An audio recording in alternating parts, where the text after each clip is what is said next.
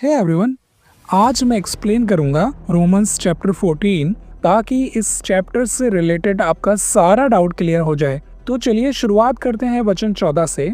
इसमें लिखा है, मैं जानता हूँ और प्रभु यीशु मसीह से मुझे यह निश्चय हुआ है कि कोई वस्तु अपने आप से अशुद्ध नहीं, परंतु जो उसको अशुद्ध समझता है उसके लिए अशुद्ध है। तो आज हमारे विश्वासी इन वचनों को इस तरह से लेते हैं कि पौलुस का यहाँ पे कहने का मतलब है कि ओल्ड टेस्टामेंट में जिन पशुओं के मांस को मना किया गया था उन्हें अब न्यू टेस्टामेंट के अनुसार खाया जा सकता है, और अब वो अशुद्ध नहीं, अशुद्ध उनके लिए है जो उन्हें अशुद्ध मानते हैं।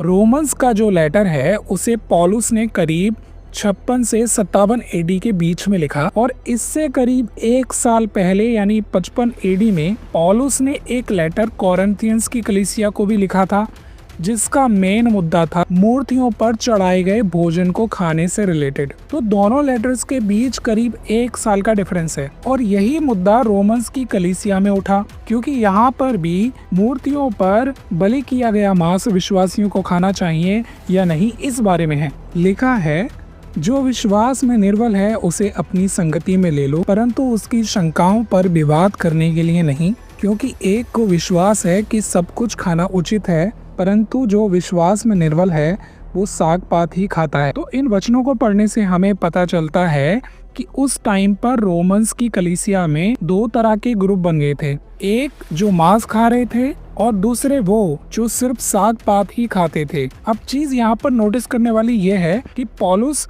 साग पात खाने वाले ग्रुप को विश्वास में कमजोर कहता है, पर जो मांस खाने वाले हैं उन्हें ऐसा नहीं बोलता। पर ऐसा क्यों? ऐसा इसलिए क्योंकि उस टाइम पर जो मांस मार्केट में बेचा जाता था उससे पहले उसमें का एक छोटा हिस्सा मंदिरों में मूर्तियों के सामने चढ़ा दिया जाता था। उसके बाद ही मांस के बड़े हिस्से को मार्केट में एक्सपोर्ट कर दिया जाता था। कलीसिया में मांस खाने वाले ग्रुप ने मार्केट में बिकने वाले मांस को खुशी के साथ खाया, जबकि दूसरे ग्रुप ने इसलिए खाना छोड़ दिया क्योंकि ये मूर्तियों पर बलि किए गए हिस्से से होकर आया था। बाइबल का एक वर्जन जिसका नाम है the life application study Bible, जो कि रोमन्स चैप्टर 14 और उसके वर्ष 2 के बारे में कुछ इस तरह से कहती है, बलिदान की प्राचीन प्रणाली रोमी समाज के अंदर धार्मिक, सामाजिक और घरेलू जीवन का हिस्सा थी। मूर्ति पूजक मंदिरों में एक देवता को बलि करने के बाद मांस का एक केवल हिस्सा जला दिया जाता था और मांस के बाकी बड़े हिस्से को मार्केट में बेचने के लिए भेज दिया जाता था। कुछ लोगों ने सोचा कि मार्केट में बिकने वाला मांस खाने में कुछ गलत नहीं, क्योंकि मूर्तियां कुछ भी नहीं बल्कि नकली वस्तु, जबकि दूसरे विश्वासियों ने देखा कि ये मांस कहां से आया और खुद के विवेक को दोष से बचाने के लिए मांस को पूरी तरह से त्याग दिया। तो इससे ये बात क्लियर होती है कि रोमन्स चैप्टर 14 में जो मुद्दा इस बात का नहीं है कि विश्वासियों को अशुद्ध भोजन खाना चाहिए या नहीं, बल्कि मूर्तियों पर बलि किया गया मांस विश्वासियों को खाना चाहिए या नहीं इस बारे में है।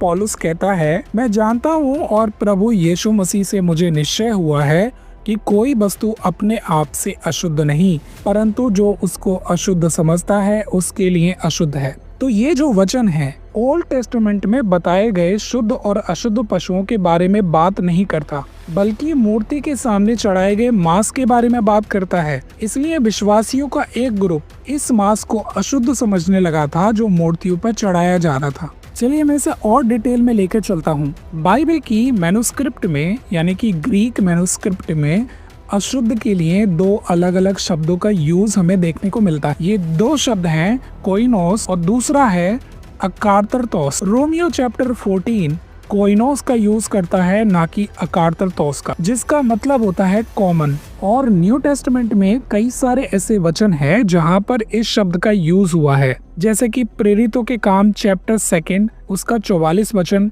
तीतुस चैप्टर 2 और उसका 4 वचन, और यहूदा वचन 3।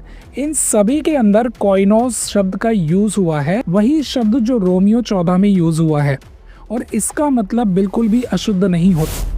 और वे सब विश्वास करने वाले इकट्ठा रहते थे और उनकी वस्तुएं साजे की थी। तीतुस के नाम जो विश्वास की सहभागिता कोइनोस के विचार से मेरा सच्चा पुत्र है, परमेश्वर पिता और हमारे उद्धारकर्ता मसीह यीशु से अनुग्रह और शांति होती रहे। यहूदा 1:3 कहता है, हे प्रियो, जब मैं तुम्हें उस उद्धार के विषय में लिखने में अत्यंत परिश्रम से प्रयत्न कर रहा था जिसमें हम सब सहभागी कोइनोस है, तो मैंने तुम्हें ये समझाना आवश्यक जाना कि उस विश्वास के लिए पूरा यत्न करो जो पवित्र लोगों को एक ही बार सौंपा गया था। तो यहाँ पर हम देखते हैं कि कोइनोस का मतलब बिल्कुल भी अशुद्ध नहीं होता और पौलुस ने इस शब्द का यूज ही रोमियो 14 में किया है, जबकि अशुद्ध पशु मांस के लिए ग्रीक मैन्युस्क्रिप्ट में अकार्तर तोस का यूज होता है, जो कि रोमन्स के लेटर में कहीं पर भी हमें देखने को नहीं मिलता। तो कंक्लूजन ये निकलता है कि रोमियो 14 का सारा मुद्दा रोमन्स की कलीसिया में विश्वासियों के बीच झगड़े को मिटाने के बारे में था, क्योंकि मांस खाने वालों के कारण मांस न खाने वाले विश्वासियों को ठोकर लग रही थी। इसलिए वचन 21 में कहा गया है, भला तो यह है कि तू मांस ना खाए और ना दाखरस पिए और ना कुछ ऐसा करे जिससे तेरा भाई ठोकर खाए। तो आई होप कि इस चैप्टर की सारी डिटेल आपको क्लियर हुई होंगी। तो मिलते हैं फिर से एक नए वीडियो में। Catch you later.